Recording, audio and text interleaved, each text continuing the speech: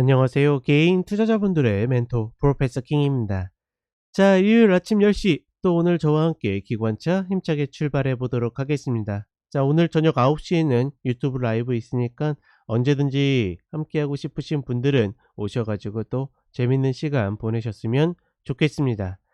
자, 일단 미국 시장도 같이 밀려 내리고 있죠. 전반적으로 그러니까 이 미국 시장뿐만 아니라 원자재 시장부터 조금씩 힘의 균형이 좀 깨지는 그런 모습을 보여줬는데, 결국 미국 시장도 같이 끌려 내려오고 있다, 이렇게 보시면 되겠고, 좀 이따가 차트를 잠깐 같이 보겠지만 제가 기존에도 이야기 드렸지만 이 120평을 꼬아가듯이 가거나 아니면 이게 깨지게 되면 확장형 패턴으로 갈 수 있다라고 그랬죠. 그리고 이미 올해의 고점은 나왔다라고 이야기를 드렸고, 그렇다라고 하면 그러니까 좁은 폭을 보고 위를 먹기 위해서 추격하는 것보다는 계속 저점 매수를 반복해서 가면서 단타를 병행해서 가는 것이 미국장도 괜찮다. 다만 미국장은 대부분의 분들이 투자적 관점으로 좀 접근을 하고 계시죠.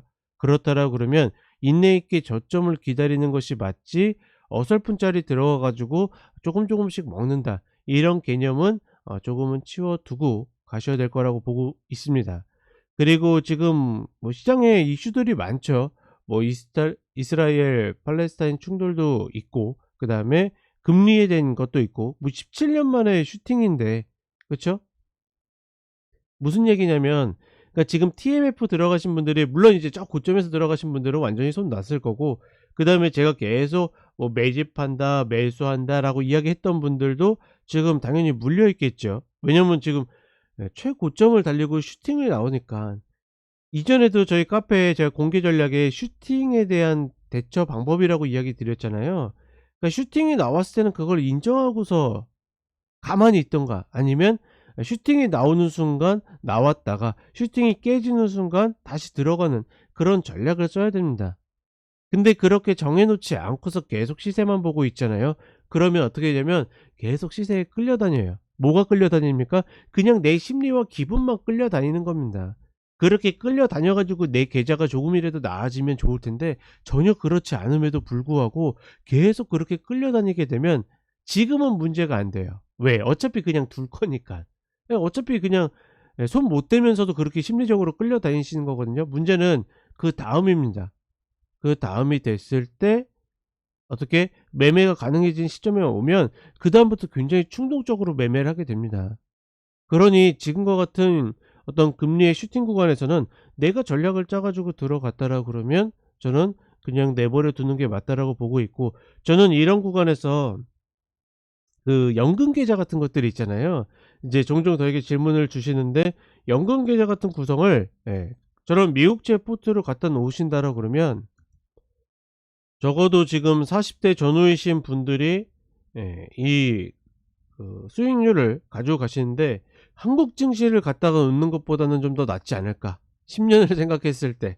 왜냐면 우리나라 그 주식의 10년 가중 수익률이 0.9% 인가 그렇잖아요. 미국이 그때 5. 몇 프로인가 그랬었고, 6. 몇 프로인가 5. 몇 프로인가.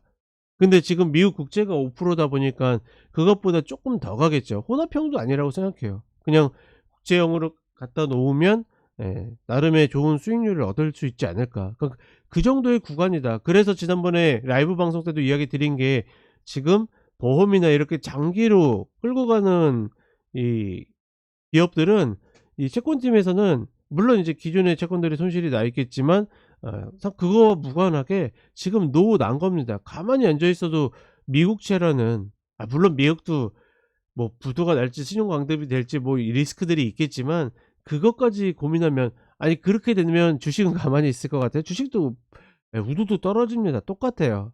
근데 그런 것들의 리스크를 조금만 안아도 어떻게 확정 금리를 그렇게 받을 수 있기 때문에 사실 걔네들은 굉장히 노곤한 거거든요 지금. 그러면 그게 수요와 공급의 논리에 의해서 계속 이 수준을 유지하나? 제가 봤을 때는 그렇지 않을 겁니다. 결국은 시간이 해결해 줄 건데, 어떤 타이밍에 누가 더 좋은 단가를 갖고 있냐, 그런 차이만 만들 것이다. 그러니 얘네가 그렇게, 물론 이제 시장에 영향을 주고 주식 시장의 금리의 상승은 물론 부담되는 거는 분명히 있지만, 이게 장기적으로 준다라는 개념보다는 저는 그간에 올라왔었던 폭을 말 그대로 미국 시장도 거품은 거품이죠. 많이 올라왔잖아요. 그러니까 그냥 많이 올라온 게 아니라 되도 않게 많이 올라왔잖아요. 그러니 그거를 식히는 과정이지 그걸 가지고 좋다 나쁘다 할 건 아니다. 다만 이제 문제는 우리가 기술적 분석가로서 패턴을 봐야 되는데 제가 기존에도 이야기 드렸죠.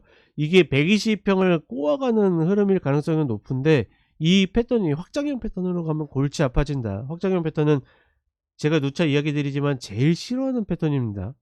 제일 예측하기가 어렵기 때문에 그런 패턴으로 갈지 그게 좀 우려스럽다 이렇게 이야기 드렸고, 자 몇몇 종목들과 함께 좀 이야기를 드려보도록 하겠습니다.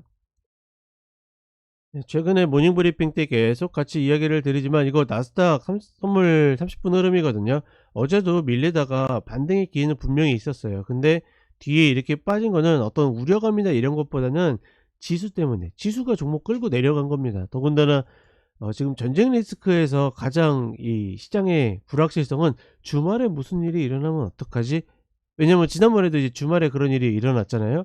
그렇다 보니까 그럴 거에 대한 우려감으로 뒤에 좀 빠지는 모습이고, 다만 유가를 보시게 되면 글쎄 122평을 일단 밟고 넘어가긴 했죠. 사실 이날 음봉 나왔을 때 저는 꺾일 가능성이 조금 더 높다고 봤는데 결국은 올라탔고, 다만 이 이점 고점도 가지 않고 있어요. 분명히 이런 리스크가 터졌는데도 불구하고. 그런 걸 봤을 때 사실 어떤 중동의 불안은, 물론 불안한 리스크는 있지만 실제로 시장에 돈과 돈에 관련된 반영이 되지 않은 그런 도깨비 같은 리스크다. 그러니 그 좀 슬픈 기사였는데 우리나라 증시가 이스라엘보다 더 떨어져 있다고 이야기를 하죠. 그거 얼마나 웃깁니까? 실제로 이런 리스크에 걸려 있는 시장보다도 더 떨어져 있으니. 근데 유가를 보게 되면 그거는 핑계라고 보고 있고 실질적으로 그런 영향을 많이 미치지는 않는다. 문제는 결국 이 지금 30년물로만 본다고 저는 이야기 드렸는데 결국 얘가 다시 5% 안쪽으로 떨어지는 구간, 이 구간을 좀 기다려야 되겠죠. 저는 기존의 패턴들을 보게 되면 진짜 얘가 고점이라 그러면 쌍봉 만들 때 이 전고를 넘지 않았어요. 근데 이미 이 고점을 넘겼을 때 슈팅이 추가적으로 좀 나올 수 있겠구나라고 싶었는데 대체적으로 이런 슈팅을 만들게 되면 다시 이런 구간까지 오게 됩니다. 즉 이 1번 자리까지 다시 오게 되어 있어요, 어딜 찍든지. 그러니 사실 요 위에서 어떻게든 들어갈 수 있다라 그러면 이 자리까지를 목표로 단기에 들어가는 것도 저는 충분한 방법이라고 생각하고, 지금 시장에 너무 시달려 가지고 도저히 뭐 매매가 안 된다, 떠나고 싶다 하시는 분들은 저는 TMF 같은 거 들어가 놓으면 손실을 보더라도 시간 그냥 지나게 되면 알아서 수익으로 좀 전환되지 않을까, 뭐 이런 생각들을 가지고 있습니다. 그리고 지수 보게 되면 뭐 다른 것들이야 모닝 브리핑에서 보니까 나스닥 쪽 보게 되면 이런 식의 이 흐름을 이야기 드리는 거죠. 이미 여기 왔을 때 뭐라고 했습니까? 반등해서 목표하는 자리는 왔다. 여기에서 이제 여길 지키느냐 마느냐의 문제이지 여기가 깨지게 되면 별로 좋지 않다. 그래서 이제 이봉 나오고 나서 조금 더 밀릴 가능성이 있습니다라고 이야기 드리는 거고, 이런 확장형 패턴, 그러니까 확장형 패턴을 보게 되면 얘가 여기 그럼 디디면 여기까지 와요라는 질문하겠지만 그렇지 않습니다. 그렇지 않으니까 어려운 거예요. 이게 이런 식으로 이렇게 흘러갈 수도 있어요. 다만 여기에서 이제 추가적으로 밀린다라 그러면 얘네도 이제 단기 슈팅권에 들어가는 거죠. 그러면 다시 이 자리를 올라타느냐 마느냐의 흐름을 보일 거고, 나중에 검증하기 위해서 또 이렇게 한번 그어 놨습니다. 이렇게 참고하시면 되겠습니다. 자, 그리고 종목으로 오게 되면 테슬라는 제가 골라야 된다라고 이야기 드렸죠. 여기 230불 마디, 그죠? 요 자리거나 아니면 180불. 투자적 관점으로 들이대시는 분들은 어떻게 된다? 무조건 180불 기다려야 된다라고 계속 이야기를 드렸습니다. 이런 부분들은 글쎄요, 제가 맞고 틀리고를 떠나서 그러니까 관점이거든요, 관점. 그러니까 내가 투자적 관점으로 들어가는데 추격해서 저 상단에 들어가는 것은 좋은 습관이 아닙니다. 이런 부분들을 반드시 인지해야 되고, 130불에 들어가야지 하셨던 분들도 어떻게 됩니까? 이날 출발해 가지고 얘가 이거 저항 맞고 떨어지는데 여기에서 추격하시는 분들은 없겠죠. 기본입니다. 120평이건 마디건 갭으로 깨졌을 때 제가 관통해서 올라오지 않으면 저 자리는 거의 대부분 다 저항으로 바뀌어 있는다. 그러니 지금 어떻게 해야 됩니까? 여기서 조절, 그쵸? 조절이나 전량 매도, 다시 매수, 여기서 반 정도 조절이나 매도. 왜냐면 목표 왔다라고 이야기 드렸잖아요. 그리고 120평 다시 매수인데 안 닿다가 이렇게 내려가면 땡큐 하고 또다시 이렇게 받아주는 거죠. 이거 장기로 끌고 가시는 분들이 이야기하는 겁니다. 제가 계속 이야기 드리죠. 1000주를 갖고 가니 이런 방식을 통해서 1200주, 1300주 늘리면 그게 더 좋은 거 아니냐. 이걸 실패할 거라고 생각할 이유는 하나도 없다. 왜? 어차피 장기로 보는데 어떤 종목이든지 파동을 그리지 원웨이로 가는 경우들은 없기 때문에 그렇게 생각하시면 되겠고, 신규로 장기 생각하시는 분들은 180불 아래에서 들어가는 게 맞다라고 봅니다. 누군가는 또 그렇게 이야기해요. 그러면 지금 자리에서 2차 전지 들어가는 거 좀 어렵지 않나요? 이미 얘 위치에 비해서 2차 전지는 훨씬 많은 조정을 받고 소화를 해냈기 때문에, 그리고 우리 많이 봤죠. 얘가 6% 올라가는 날 반대로 6% 떨어지는 걸 많이 봤기 때문에 굳이 그렇게 연관해서 생각할 필요는 없다. 얘도 다이렉트로 내려오진 않겠죠. 그리고 안 내려올 수도 있고 여기에서 그냥 쌍바닥 치고서 다시 올라갈 수도 있고, 이렇게 W 파동으로. 근데 그거는 어떻게 됩니까? 그거는 갖고 계신 분들의 몫인 거지, 홀딩을 노리거나 싱글 노리시는 분들은 뭐 이런 자리에 오지 않으면 할 이유가 없다라고 생각합니다. 이렇게 간단하게 좀 보시면 되겠고, 그러니까 지금 굉장히 간단하게 이야기 드리지만 그동안 계속 반복해서 드린 이야기입니다.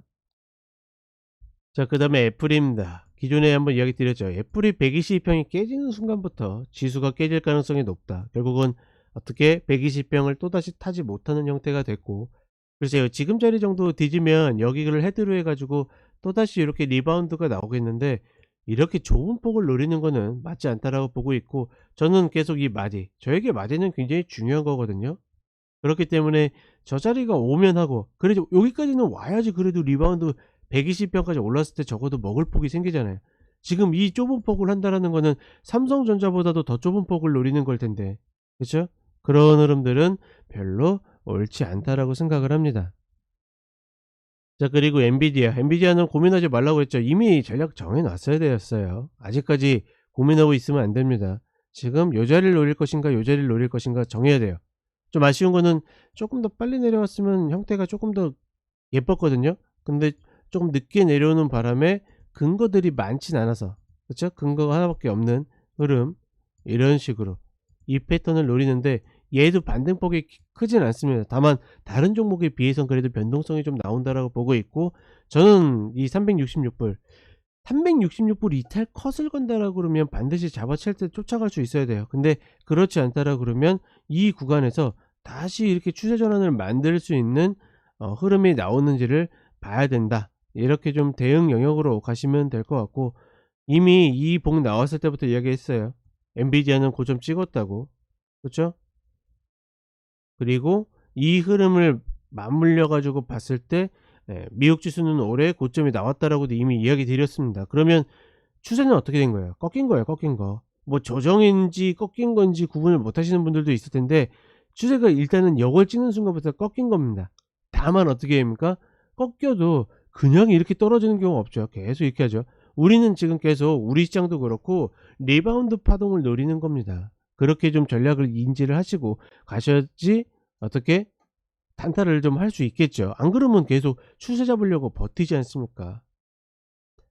자, 어찌됐거나 엔비디아는 이렇게 전략을 세우시면 되겠고, 자, 그 다음에 니콜라는 별로 좋아 보이진 않아요. 왜냐면 지금 이 자리를 안착하지 못하고 깨졌다라는 것은 사실 들어갈 만한 자리는 요 자리고, 이렇게 컷을 했어야 됩니다.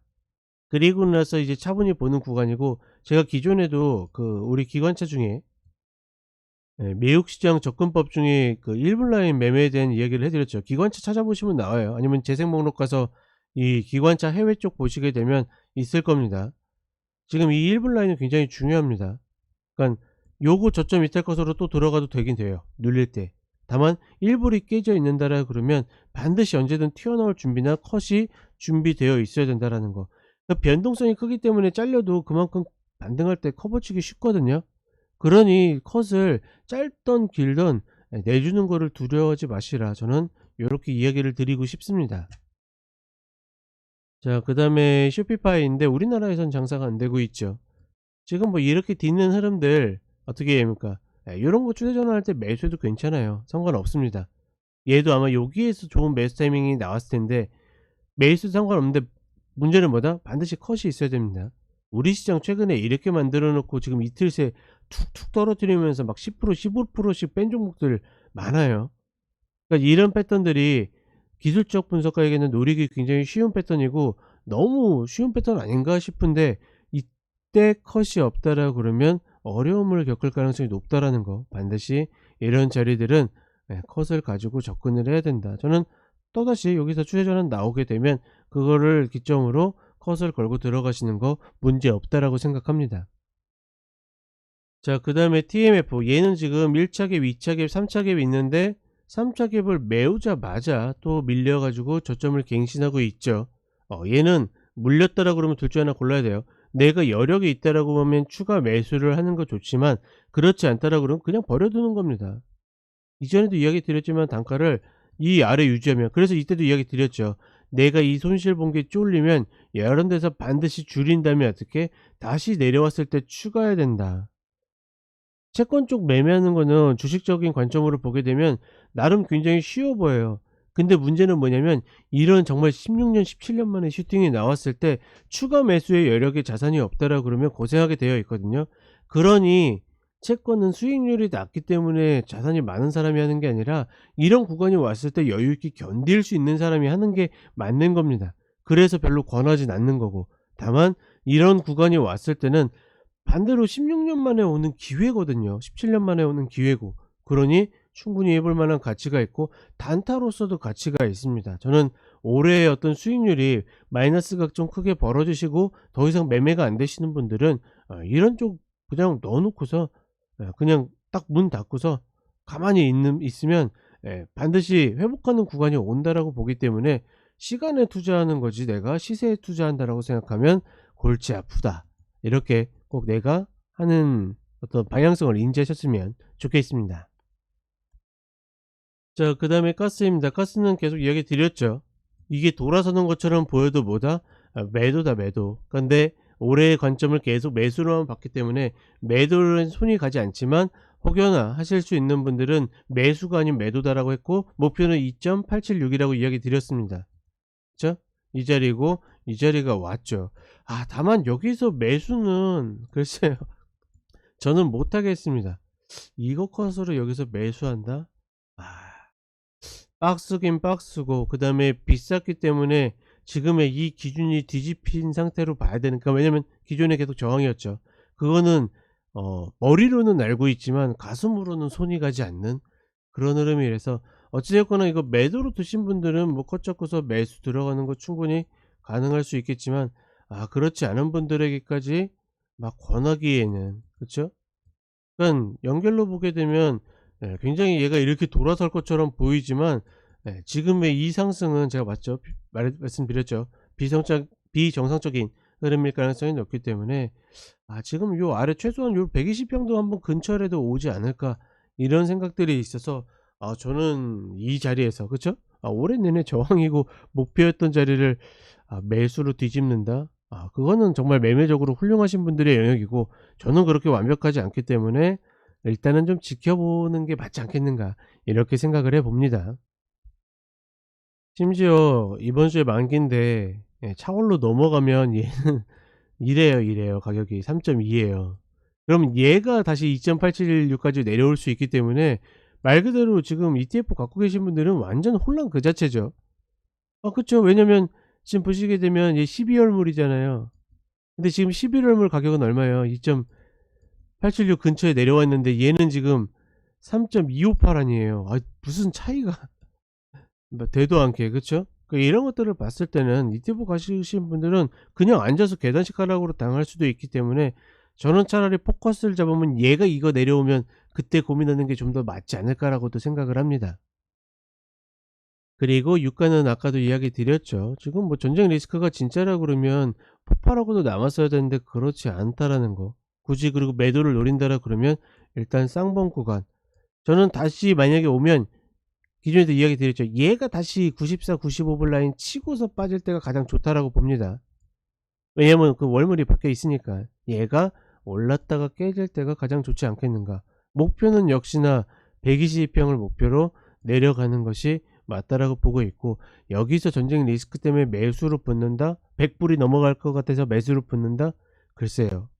언론에서 아무리 그렇게 떠들어도 그러고 싶지는 않습니다. 왜냐면 제가 앞에 코멘트에 억지로 끌려 올라간다라고 이야기 드렸는데, 왜냐면 이런 봉들을 발생했을 때 하방으로 밀어 제끼려고 만든 거였거든요. 근데 말 그대로 이 돌발적인 이슈가 발생을 하면서 올라가는 거기 때문에 결국은 매수보다는 매도 방향이 맞다라고 보고 있습니다. 막 진짜 큰 일이 벌어지지 않는 이상.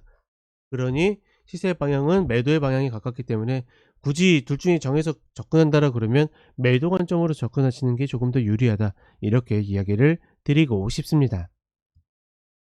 자, 이렇게 이야기 드렸지만 어려운 시장의 흐름이에요. 더군다나 말 그대로 우리나라 시장이 이스라엘보다 더 떨어지는 그런 되도 않는 흐름들을 겪고 있기 때문에 지금의 흐름에서